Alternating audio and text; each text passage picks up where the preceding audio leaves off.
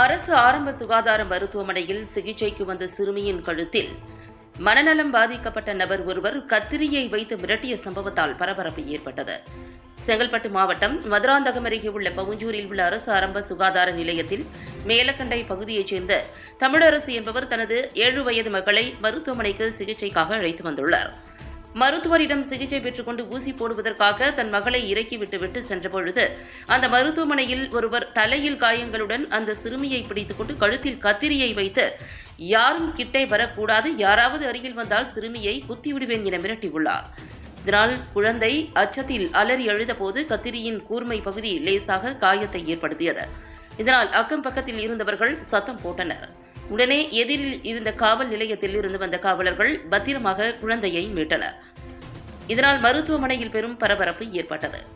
அந்த மனநலம் பாதிக்கப்பட்ட நபர் சிறுவங்குணம் கிராமத்தைச் சேர்ந்த மணி என்றும் அவர் மனநலம் பாதிக்கப்பட்டவர் எனவும் தெரியவந்தது. இதுகுறித்து அவர் மீது அணைக்கட்டு காவல் நிலையத்தில் சிறுமியின் தாயார் தமிழரசி அளித்த புகாரின் பேரில் விசாரித்ததில் அவர் மனநலம் பாதிக்கப்பட்டவர் என்பதால் அவருடைய பெற்றோர்களை அழைத்து அவரிடம் ஒப்படைத்து மனநல காப்பகத்தில் சேர்க்க அறிவுறுத்தி அனுப்பி வைத்தனர்.